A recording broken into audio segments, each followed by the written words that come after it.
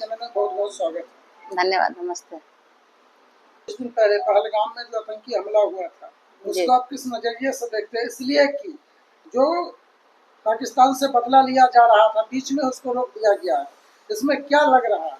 देखिए, हमको लग रहा है ना, ये जो हमला होता है ना, जब जब देश में किसी भी राज्य में चुनाव होता है तो वहां पे हमला हो जाता है, आतंकी हमला हो जाता है। और उस हमला को किसी तरह सीबीआई या किसी बड़े एजेंसी से जांच नहीं कराया जाता है। और ये भी बाद में नहीं न्यूज पता चलता है ना, ये जो हमला हुआ इसमें इतने आदमी मारे गए। जैसे इससे पहले भी एक हमला हुआ था ना, पुलवामा हमला का भी नहीं पता चला, जिसमें उतना सैनिक मारे गए। उनके सैनिक के विधवा को अभी तक नौकरी नहीं मिला, उनके विधवा को उसका जो पेंशन होता है जो वो भी नहीं मिला, कुछ भी नहीं मिला। और ना उसका जांच हुआ कि हकीकत में सही में कौन मारा था। और ये उस समय भी चुनाव था।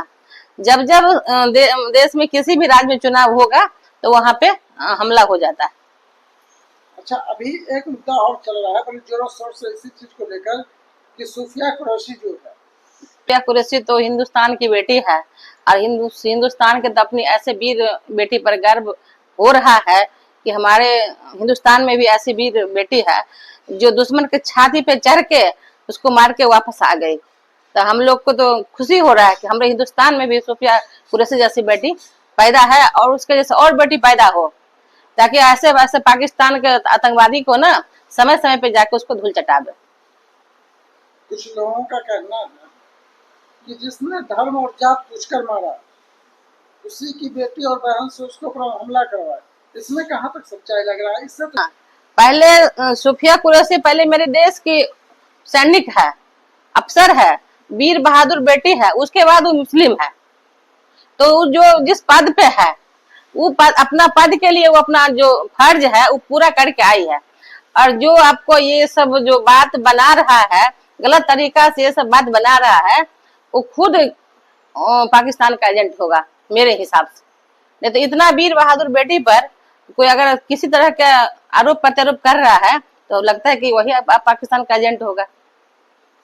क्या लग रहा है, ऐसा बोलना दुरुस्त है? नहीं, ये सब गलत है, ये गलत है। इतनी वीर बहादुर बेटी जो कि पाकिस्तान के में घुस के आतंकियों के इतना कितना बंकर पर हमला करके सबको मार गिरा आई है।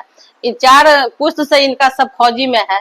इनकी परदादी भी लक्ष्मीबाई के साथ अंग्रेजों के दांत खट्टा किए थे और ये सूफिया कुरैशी पाकिस्तानियों के दांत खट्टा कर रहे हैं। तो जिनको इतिहास का ज्ञान नहीं है वही सूफिया कुरैशी के बारे में कुछ अटर पटर बात बोलता है। इससे हम हिंदुस्तानी को कुछ मतलब नहीं है। हम लोग को अपने सूफिया कुरैशी जैसी बेटी पर हिंदुस्तानी को गर्व है। वो पहले हिंदुस्तानी है, उसके बाद मुस्लिम है।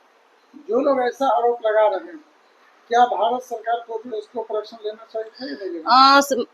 भारत सरकार तो उस पर एक्शन ले लिए है ना, सुप्रीम कोर्ट तो एक्शन ले लिए हैं बिना कुछ कहे हुए। जो नेता इन पे ऐसे अभद्र टिप्पणी किए हैं उसमें तो सुप्रीम कोर्ट एक्शन ले लिए हैं।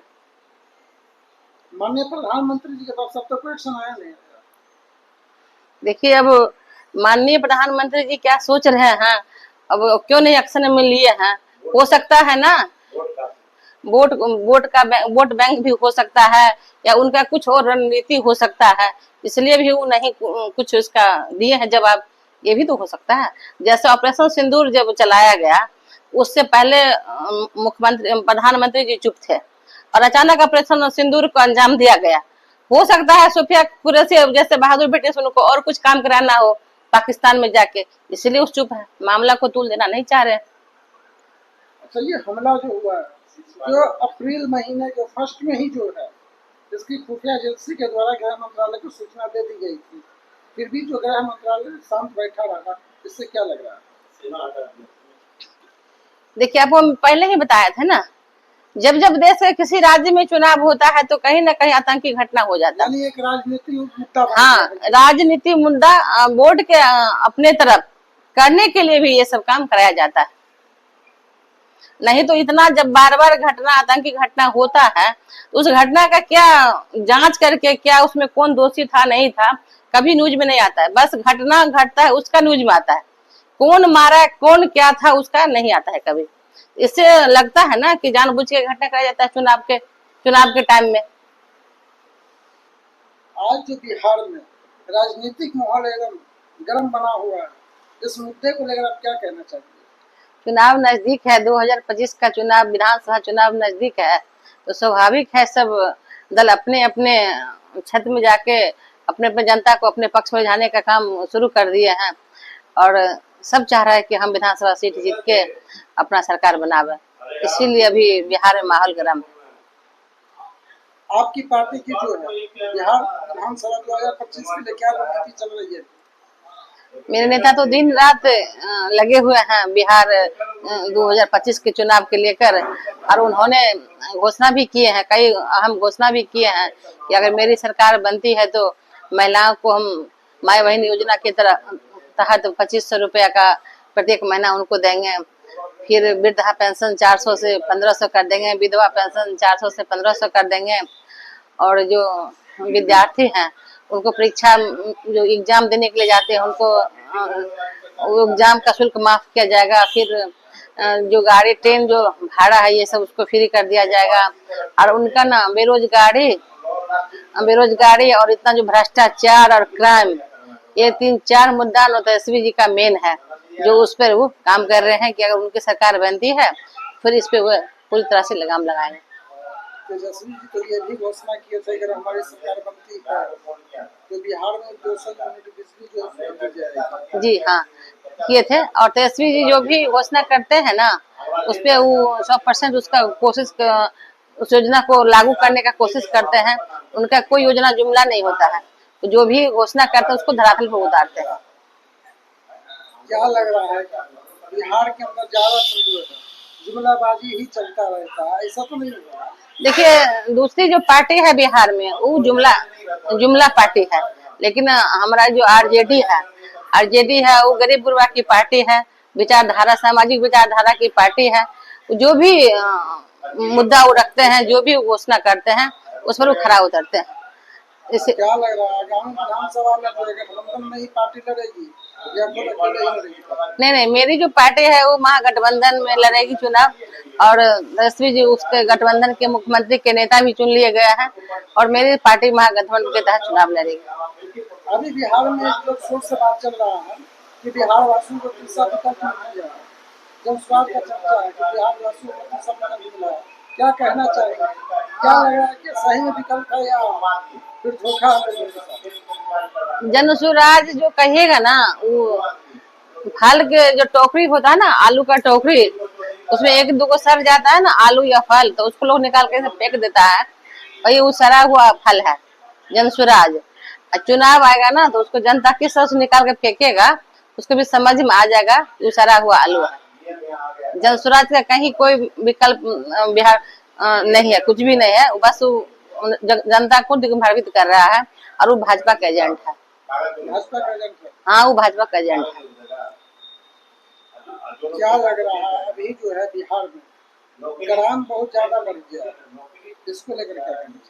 देखिए, क्राइम भी बहुत बढ़ गया है, आपका बेरोजगारी भी बहुत है, महंगाई भी बहुत है, हर तरह से लोग अपने आप को ना क्या कहिएगा ठगा सा महसूस कर रहा है।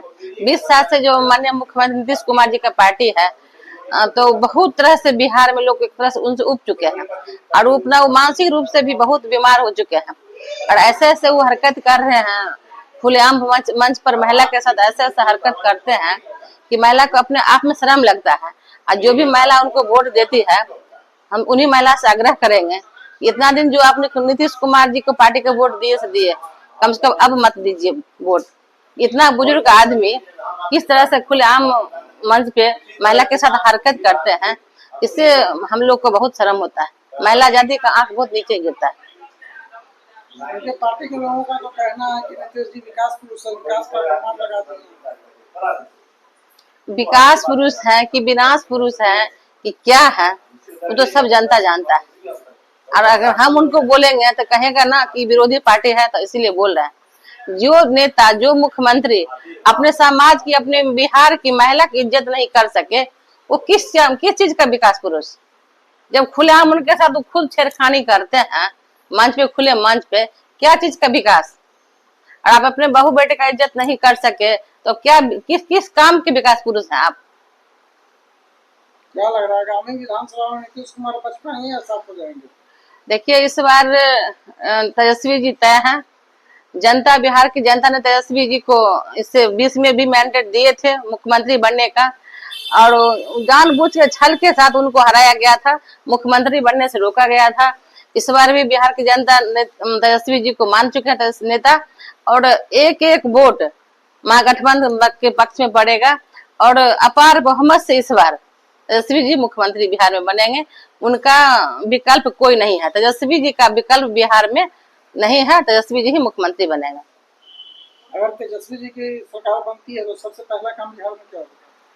सबसे पहला काम होगा जो कानून व्यवस्था जो चरमराया हुआ है, सबसे लॉ एंड ऑर्डर को दुरुस्त करेंगे, महंगाई को दुरुस्त करेंगे, बेरोजगारी को दुरुस्त करेंगे, और जो भी मतलब क्या कहिएगा आम पब्लिक का जो भी रोजमर्रा के चीज है जिससे जनता प्रभावित हो रहा है उसको तंदुरुस्त करेंगे, क्योंकि वो बहुत ही परिपक्व नेता है और सूझबूझ वाला नेता है। उनके हाथ में जैसे ही बिहार कमान जाएगा, बिहार किस तरह विकास के पट्टी पे दौड़ेगा आपको बता नहीं सकते हैं।